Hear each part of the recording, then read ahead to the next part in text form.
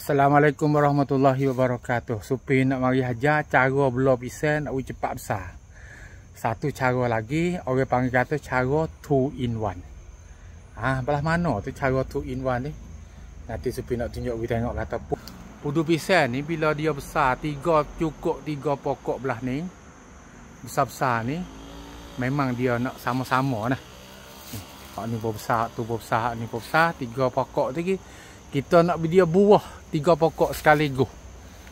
InsyaAllah kita boleh buat dengan cara 2 in 1 lah. Mana tu kita buat tubik anak dia ni, tapi kita tak ada potong tahu saja-saja weh.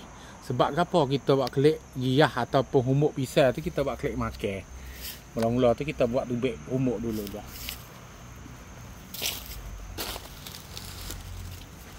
Kita potong. Pisang tajam nah. Pisang Supi guna ni tajam ni, sadak ni tajam sangat ni. Mudah nah. Kita kerak pucuk sikit. Okey. Tapi kita kerak 2. Nah. Ada sepotong lagi ni. Sebelah ni ada sepotong lagi ni. Ada sepotong lagi, kita kerak dulu nah. Ni nah, ada potong ni.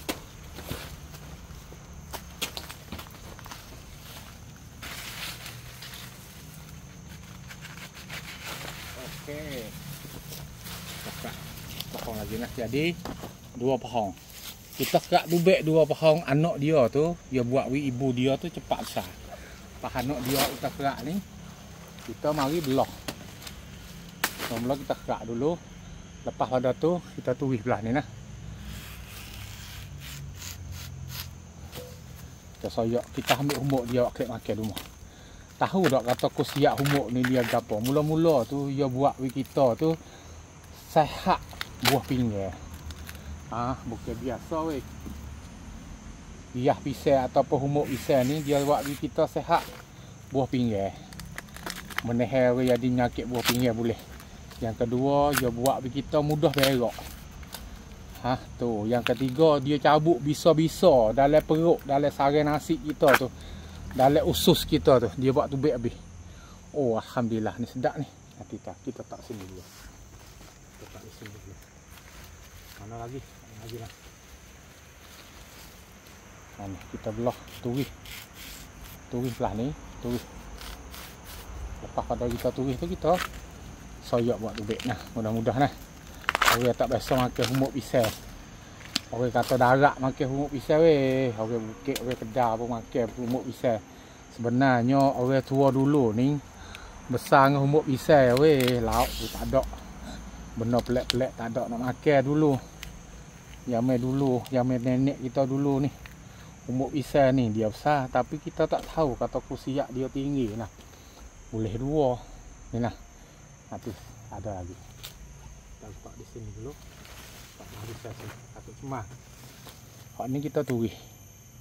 Terus kita tulis pisang Supi tajam sini. Kita tulis mudah-mudah nah. Okey. Lepas ada kita koyak tubik. Lepas kita ambil humuk pisang kita ni pergi mana tu kita pergi celah. Kita pergi celah. Rebuh celah lah. Lepas tu kita makan. Oh alhamdulillah buat cicah sama belacan, cicah lada apa sedap. Boleh manfaat diri kita sendiri. Lepas tu kita buat tubik pada pohon besar dia tu, pohon pisang tu boleh manfaat pada pokok pisang lagi. Jadi 2 in 1 lah. Alhamdulillah. Pokok pisang kita dah 3 pohon tu dia cepat buah dah lah. Sebab dia tak ada anak dia mari bubuk upel dia ataupun bubuk baja dia tu dia buat dia cepat besar nah. Alhamdulillah hari ni boleh humuk pisang 4 potong. 2 pohon kita kerak 2 jadi 4 potong. Alhamdulillah. Ni nah. Oh, hak ni kah. Hak ni Supi biasa tengok di Kedah dia jual. Setara ni 20 30 kok dah. Kalau duit Thailand kita 20-30 kok dah ni. Bukan biasa weh. Sebab tu dah hari ni benda-benda hak mudah nah. Benda-benda hak mudah, benda-benda boleh cari. Untuk nak buat kita sihat kita buat lah. Kita yang guna duit kita tu tekah kita duduk di hospital.